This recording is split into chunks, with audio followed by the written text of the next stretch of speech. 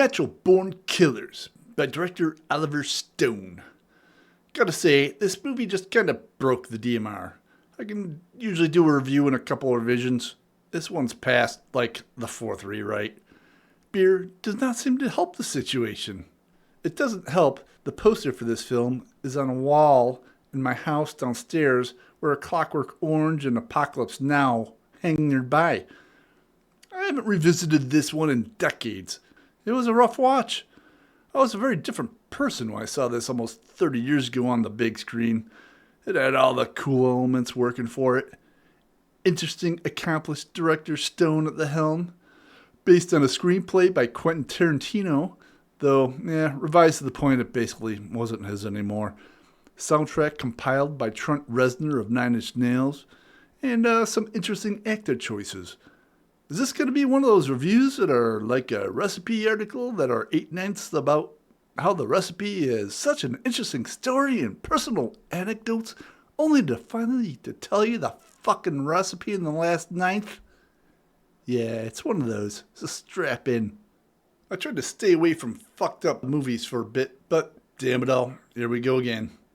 Is it just a movie about some serial killers, or mass murderers, as they technically are? Or more a look at the culture at the time and the effects it was having on society. It's an interesting perspective to remember seeing this film when first released and thinking it was cool and shit. Now, to see it, more of a snapshot of things to come, and it ain't pretty. Damn it, Oliver Stone. You're still kind of whacked, but you don't lie with the lens. It may be distorted a bit, but, hand grenade rules. It's close enough. The plot revolves around the love story of Mickey and Mallory Knox, and the havoc upon society which that wreaks. It's pandemonium. Lots of people die, mostly off screen, but a lot of grisly ones shown too. But, they love each other.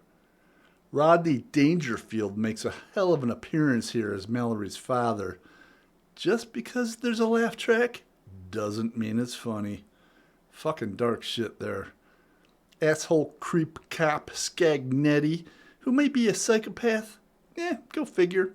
Prison warden McCluskey, who is a delusional authoritarian. And egotistical TV personality Wayne Gale, played by Robert Downey Jr. with an Australian accent, making him even more ridiculous. Chasing the leads for fame and fortune, and maybe a hot pepper up his ass. Or is it maybe somebody else's ass? It's inconsequential. They are all a part of the show. The warped media perspective and how it portrays the news, how it shapes the narrative.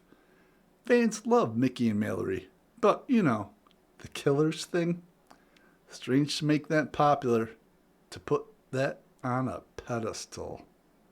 While chaotic and ugly in themes and broken characters, the style it's presented in helps reflect that frenetic horror, a product of the culture of the times. Oh, the mid-90s, so quaint. This was kind of the last old-school media snapshot as the MTV generation threw up its last hurrah to die a mediocre death in the wrappings of reality TV. And the internet was still just an alien egg waiting to burst forth and wrap itself around society's face. Ah, good times. This ended up being a lot heavier of a movie to dive into than I anticipated. I knew there were some twisted plot points, but this one kind of hit me sideways, not quite sure why. You don't just casually stroll into something like Requiem for a Dream or Irreversible. This one isn't quite that bad, but the flashy facade is cunning, sidling up to you with a grin and then shivs you in the liver just because it can. I have a feeling the current social, political, and global environment has something to do with this feeling. Probably doesn't help that the non-linear editing of the story hides a script that probably could have used a few more revisions itself. Ultimately, the movie is a pretty scathing look at the media apparatus and, well, some fucked up prison situations. It's chaos. Great scene, While some may not recognize him at this point, great interview footage with deadpan comedian Stephen Wright as the psychologist, commenting on Mallory Knox. I never really believe what a woman says to me. As for the soundtrack notes, the music was assembled by Trent Reznor, techno-industrial band Nine Inch Nails, with the kind of a big thing at the time. Some good tunes and some odd choices too. Nice use of some Peter Gabriel, Jane's Addiction, and the power of Lord. I guess congruent with the overall chaos of the flick. But Leonard Cohen? Nah, still can't handle that guy. Don't care what anybody says. So for ratings, story, giving it 3.5 beers. It is what it is. Look, 4 beers. It's kind of like purposely chaotic to present the end of MTV times. It's definitely a decent snapshot. Check it out for a darker themed movie with some interesting visuals. Cheers. It's in my face now.